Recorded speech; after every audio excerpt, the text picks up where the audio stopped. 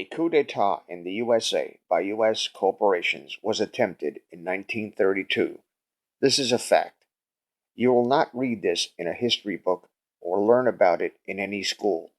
What really happened the day that our dearly beloved President John F. Kennedy was murdered has to be inferred by the reading between the lines, having the knowledge of the events of 30 years earlier.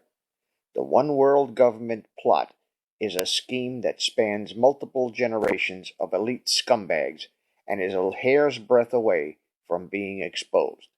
The brainwashed masses of social justice warrior libtards are beyond any hope of being redeemed or enlightened. We are the resistance. We stand at the edge of the precipice, and war against the invaders is our only hope of salvation. We will not win back, nor will we preserve this republic by engaging in debates, acts of hospitality, or policies of tolerance, ideas of diversity, or left-wing theology, and certainly not by tolerating 52 odd varieties of sexual paraphilias. Our only hope of survival is to adopt time-honored values and morals and ensure the law of the land is applied to everyone equally. Hello, this is Dave from net4truthusa.com. It is June 29th, 2017. Welcome to another Covfefe with Dave. This is number 108. This morning, I want to talk about government coup d'etat. They are talking all over the internet about a soft coup that has happened under Donald Trump, the deep state trying to take over the Trump administration and trying to get Trump impeached, or even worse. I'm not even gonna go there. But I want to talk about a real coup d'etat that really happened in our government a long time ago.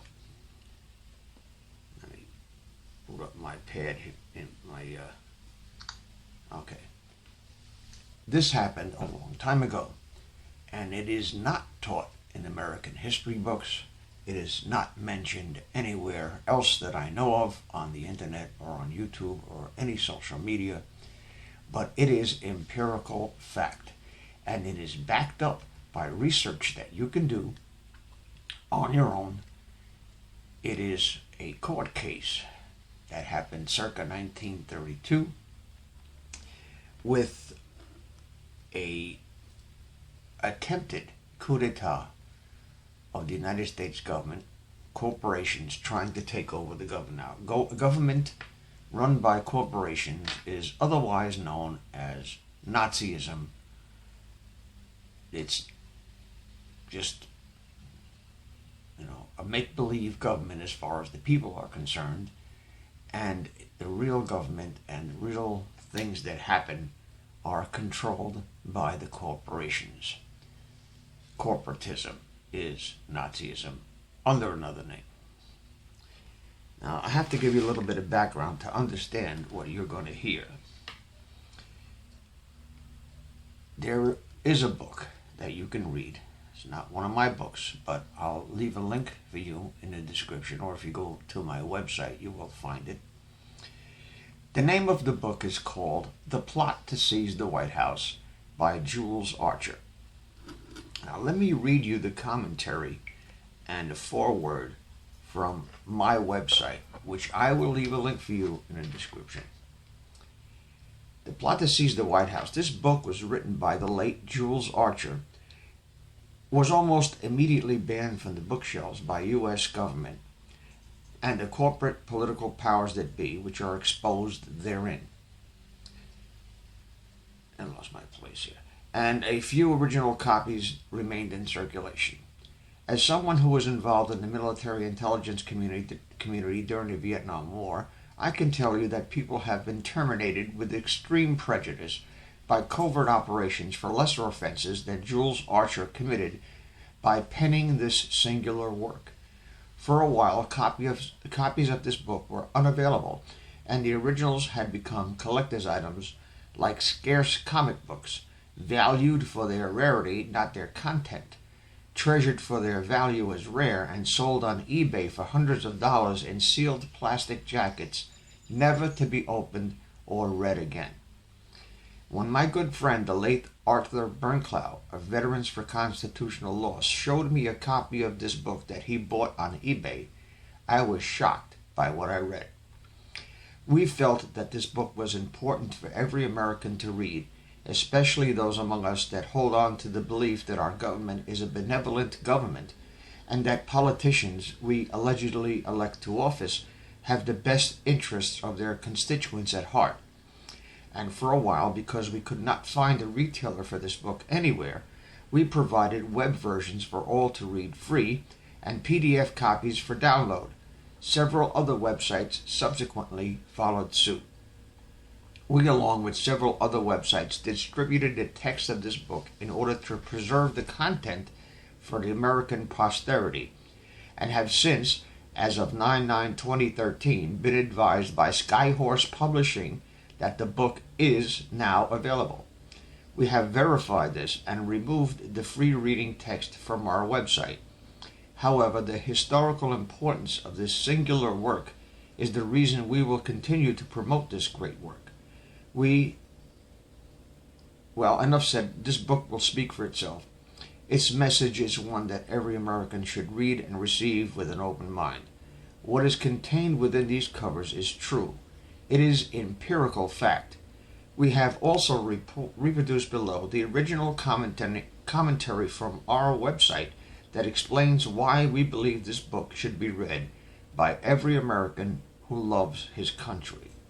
Now, if you go to my website and the link that I provide below, you will be able to read this for yourself, and we have links to where you can purchase the original book minus my commentary, because my commentary is not in the original book. It was only in the reprint that we did once we discovered that the book was out of print and the author was dead and the copyright had expired. So let's make that clear. You're not going to read this in the book if you read the book. You're going to only read this on my website. It was in our reprint of the copyright expired book that disappeared, and that is no longer available. Okay, I'm going to start to read this, and you will get an idea of just exactly what's going on. Okay. On the website, to the Webmaster's Corner, on the page that I will send you to in the link in the description, it's netfortruthUSA.com/plot to seize the White House.htm. Don't worry about memorizing it. The link will be in the description. On that page, you will find some text under the title, The Webmaster's Corner. And this was written in 2007 by yours truly and included in the reprint of the book that we made that is no longer available. You can only read this on the website. When I was a young boy, I am now 57. Actually, I'm 66 now, but I'm 57 when this was written. My late father, who was an immigrant to this country from the village of Trento, the town where the movie The Sound of Music was filmed, told me the story of his trip by ocean liner to the shores of this nation when he was a very young man. He quickly became a naturalized citizen and subsequently served in the U.S. Army's 100th Infantry in a fight against the dictatorship he feared and fled from. And that was almost 80 years ago. My father told me that as a young man, naive and inexperienced, he had a gut feeling about the Germans and the political rising star Adolf Hitler in particular. Well, everybody who's even picked up a history text knows the legacy that this demonically possessed madman left in his wake, and fortunately for him and for me, my father listened to his instincts and fled his native Austria while flight from the region was still possible. Little do the American people realize that the demon spirit of the Nazis is far from dead. The souls of some men, indeed the spirit lives on, and has contaminated this government. In fact, the White House is currently occupied by descendants of the same people who assisted, aided, and abetted the Nazis during World War II, and it doesn't take much research to find that out and validate it as empirical fact if you have access to the internet. Now we're talking about the occupants, the Bushes. The Nazi mentality sub nom, or under another name, has infiltrated our schools, our courthouses, our prisons, and has influenced the Supreme Court. Little and little, as Plutarch once said, it has infected our very thinking until we no longer think like the Americans of the America that once was. The America that once promised to be the shining beacon of freedom, that shining city on the hilltop that everyone sought to emulate. Because of our collective lack of vigilance, because we have allowed ourselves to become complacent in the acceptance of lies, half-truths, and outright propaganda, because we have not risen up in righteous anger against it, because we have not held individuals in the government responsible for protecting our God-given rights, we find ourselves in a post-9/11 state of denial, and in a condition that can only be described as spiritually dead and willingly ignorant. We believe that ignoring what we know in our hearts to be true, that the evil will just go away. We believe that just because we survived by doing nothing the first time, that the key to survival is to repeat our inaction. This subconscious mental reasoning is precisely the reason that an abused spouse cannot bring herself to end an abusive relationship and endures beating after brutal beating until ultimately she ends up being murdered by her abuser.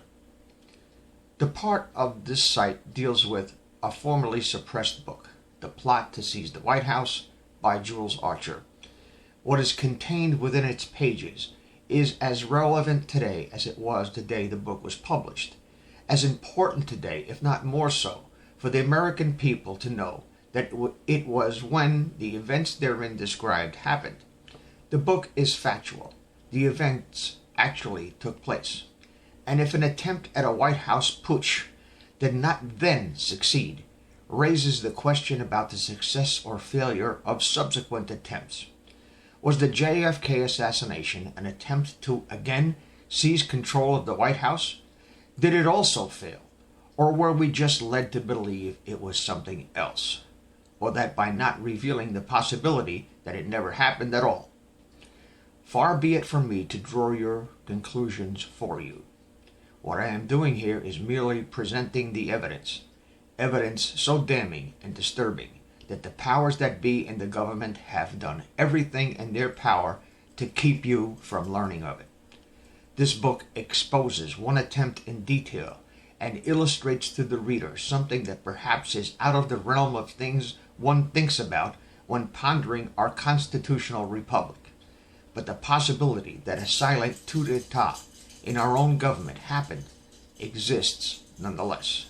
There is an overwhelming collection of evidence to suggest that what we should fear most is not being revealed to us by the mainstream media, and indeed that the mainstream media is merely an extension of the forthcoming techno-Nazi dictatorship that is still, as of this writing, in its infancy and cutting its teeth, so to speak, on the false flag operation terrorist attacks of 9/11.